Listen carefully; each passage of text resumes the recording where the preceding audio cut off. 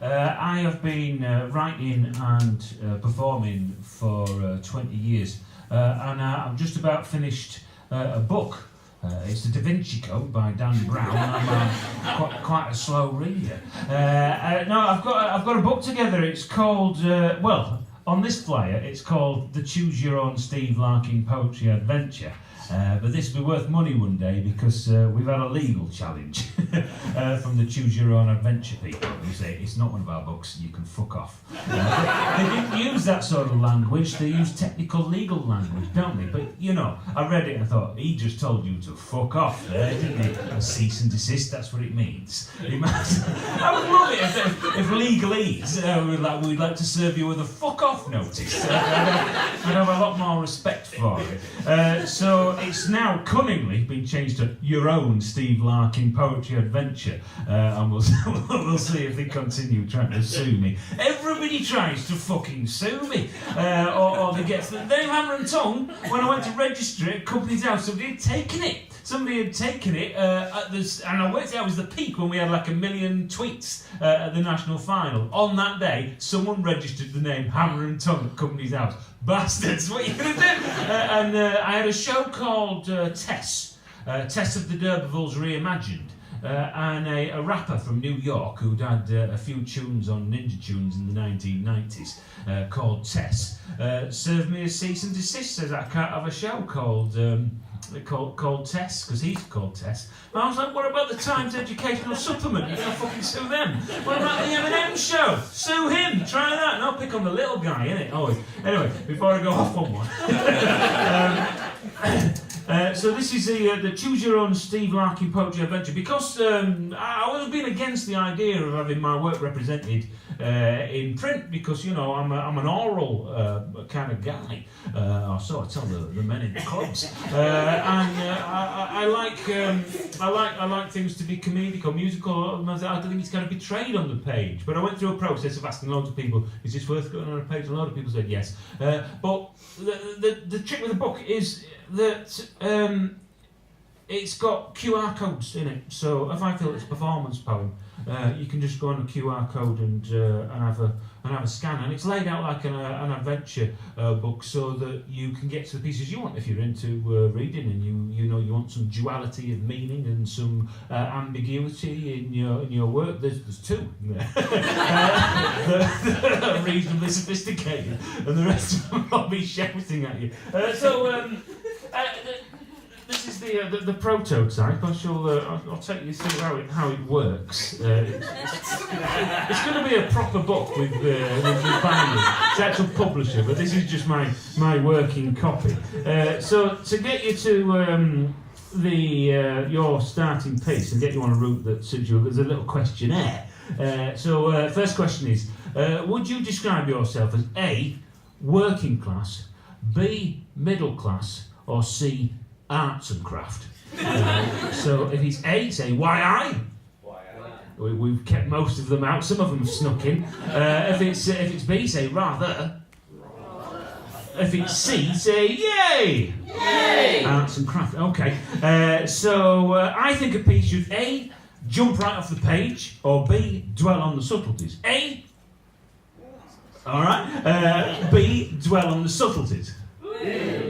You're like that, are you? Do you know what? Doing this, it's a bit like I imagine being a DJ at a party when someone comes up and goes, "Can you play Jethro Tull's Tubular Bells?" The complete album, and you go, "Fuck off!" And you've got no idea that's why he's a DJ, and you're just some long-haired dude sat in a corner drinking bitter. You know what I mean? You're not going to dance to it, are you? It's a bit like asking people whether they want to be in or out of the asking xenophobic, racist people, do you want to be out of the European Union? You know what I mean? Idiots. So where are we? You want to dwell? Do you want to dwell on the subtleties and have a sort of page poem on a stage? Okay. Which is most true? The author is dead. The reader's interpretation is paramount. A, or B, clear intentions are more important. A. Yay. B. A. That's a bit like what's the third letter of the alphabet? A, B, B, C, or C, D, isn't it? Well, you said A for B. Right, let's hear it for author is dead. Yay! For clear intentions.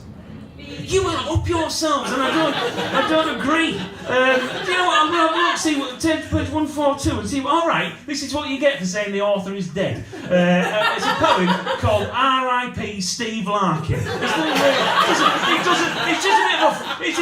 Essentially that is he just told you to fuck off because the author is not dead. The author's got a fucking book out, hasn't he? You know what I mean? Well, you can have it. It won't be entertaining. It might be good to sort of dwell on, I think, but in a live environment, you just don't know what's good for you. Anyway, here we go. R.I.P. Steve Larkin. Here lies Steve Larkin, who hated cut flowers. So don't go leaving them here like some distasteful reminder of the ephemeral nature of his disappointed life. He hated much about them. The carbon footprint, the monoculture, the sentimentality, the pesticides. But more than the cheap wrapped in plastic, last-minute petrol forecourt afterthought, magnifying the fact that life's beauty will fade and die, it was the fact that a sexual being could so easily, ritualistically, be cut down in its prime. So plant a seed, let it grow from his head, let his grasp exceed the fact that he's dead.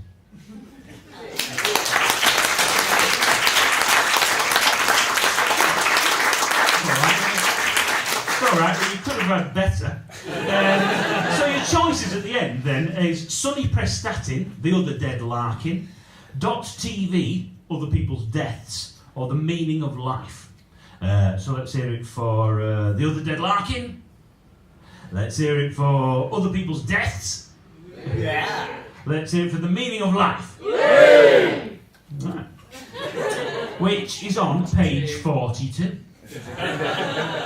I'm glad there's some people old enough to appreciate that. A hero of mine is Douglas Adams. The meaning of life. The meaning of life, it's a 1-hour lecture with 2 hours after for questions and answers. The form is quite simple. I'll state my case, develop my argument, and back it up with quotes from the masters. The meaning of life, it's a 1-hour lecture. When I make a joke, I'll pause for your laughter. Feel free to make notes, have a list of the quotes to include in the essay due next semester. The meaning of life, it's a 1-hour lecture. You won't understand, but then you don't have to. The essay is due March 25. The title you know is The Meaning of Life, course code PHI 209. The meaning of life, it's a 1-hour lecture. You'll gain nothing new, but then you don't have to. Just make good notes and write them out neatly. Apply to the essay, plagiarise discreetly. The meaning of life, it's a 1-hour lecture, and the title of my new book, published by Macmillan's, priced £19, 19.99. It's a course text, and its purchase is mandatory. I repeat, its purchase is mandatory. The meaning of life is quite simple, really. To me, anyway, the meaning of life is making hard cash from the bottom of this scam we've come to call education. Any questions? There you go.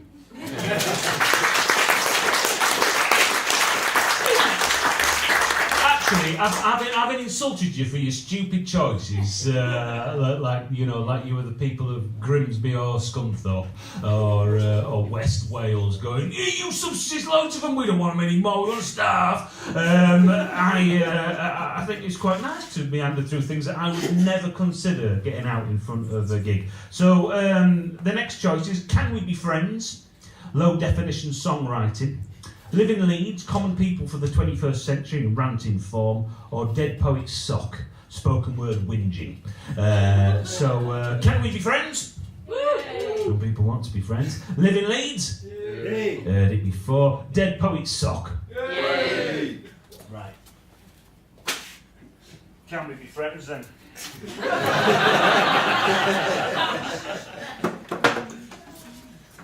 Because I haven't got a recording of it. So I'm ignoring you, and then we'll have a break. So the world seems to be filling up full of ex-girlfriends and political enemies, I find, and it begs the question: Can we be friends? Which, by a freaky coincidence, is the title of this popular beat combo tune. It's not a combo; it's just me.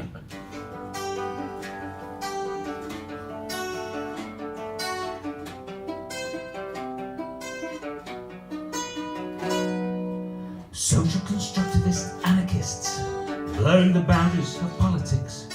Oxymoronic rules they'll make and break at their will. So can we be friends with a capital F? Or does this depend on a rule that we bend? Musical joke. The girls and the boys, they're androgynous. The casual sex is anonymous. Uniform asymmetric haircuts, yes, don't make you a bit straight. So can we be friends? Did you hear what I said? Oi! So can we be friends? Oh, is this not the trend?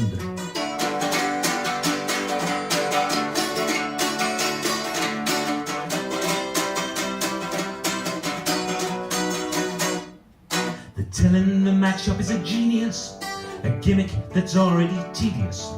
An affluent man comes for intimate experiences on the internet, and out once a week think they're gorgeous.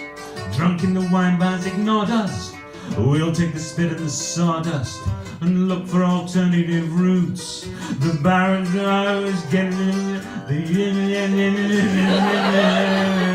it's all about the erosion of boundaries, and I'm eroding linguistic boundaries in a very clever way there. I thought, going the bar is too high for us to get served. The drunken view is being obscured. The unresolved gets me motoring.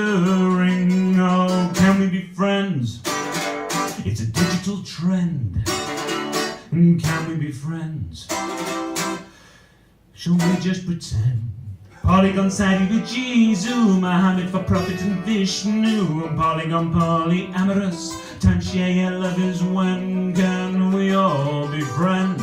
Where will we ascend?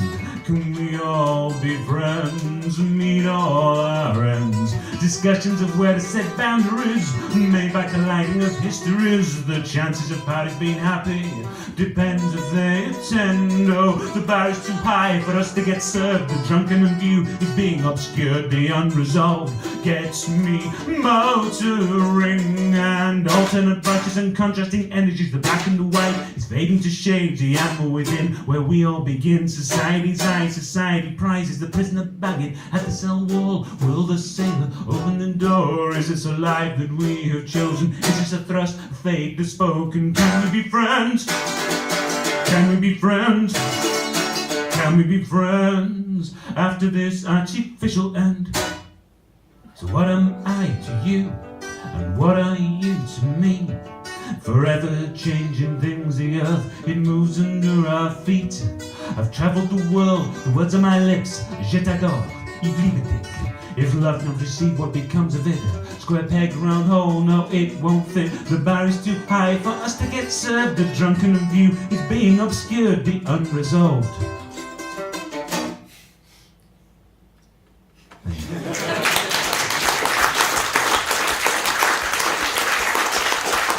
Thank you, guys.